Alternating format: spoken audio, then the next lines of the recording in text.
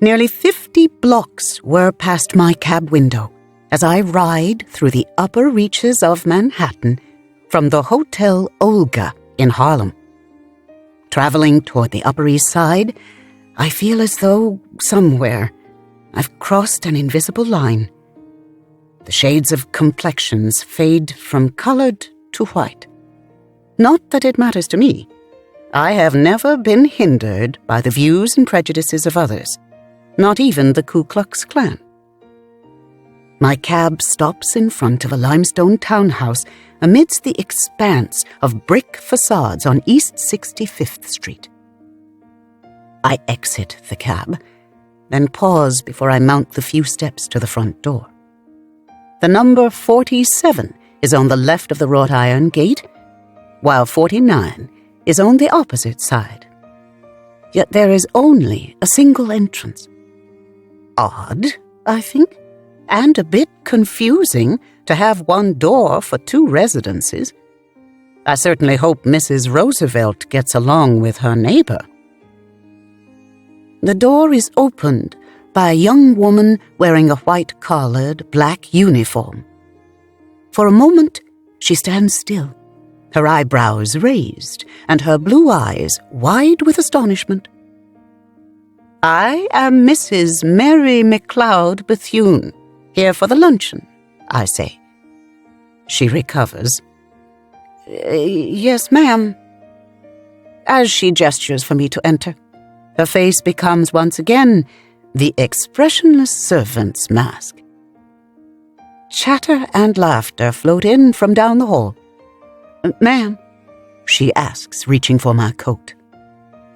I shrug out of my black fur collar wrap and pat my hat to make sure it hasn't tilted. The young lady leads me down a hallway darkened by mahogany panels. As we approach the sound of voices, I listen to the medley of tones, searching for the accents and intonations that will give me clues to who these women are and where they're from. When I step into the drawing room, the gleaming chandeliers, the velvet burgundy drapes framing the large windows, the deep chintz sofas, and a crackling fire offer a warmer welcome than the women inside. Unfazed, I move to the walls covered with bookcases. Glorious, leather-bound volumes line the shelves. How much my curious students at Bethune-Cookman College would enjoy and appreciate a library like this.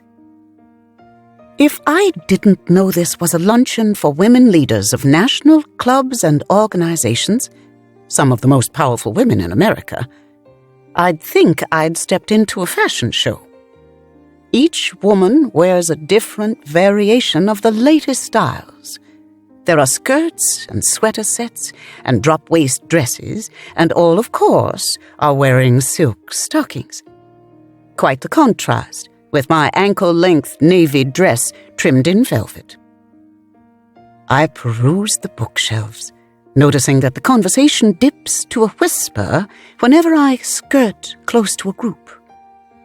As I draw near women I recognize from my position as president of the National Association of Colored Women's Clubs, I smile and nod, but I only occasionally receive a nod in return.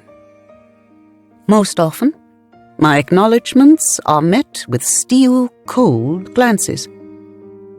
Funny how the same women who talk with me about the advancement of women in a formal meeting space open to whites and Negroes pretend not to even see me in this social setting.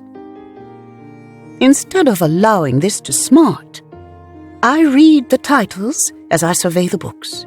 A biography here, a novel there, a historical study in between. "Ah, Dr. Bethune, what a pleasure." My smile widens as the officious-looking Mrs. Sarah Eleanor Roosevelt approaches, surprisingly light on her feet for her 70-something years. "It is good to see you again, Mrs. Roosevelt." "You as well, Dr. Bethune." I hesitate, then say, "I hope you'll pardon me for clarifying. I pause, and Mrs. Roosevelt's expression hardens. She's not used to correction. The First Ladies, by Marie Benedict and Victoria Christopher Murray. A novel about the extraordinary partnership between First Lady Eleanor Roosevelt and civil rights activist Mary McLeod Bethune, an unlikely friendship that changed the world, from the New York Times best-selling authors of the Good Morning America book club pick The Personal Librarian.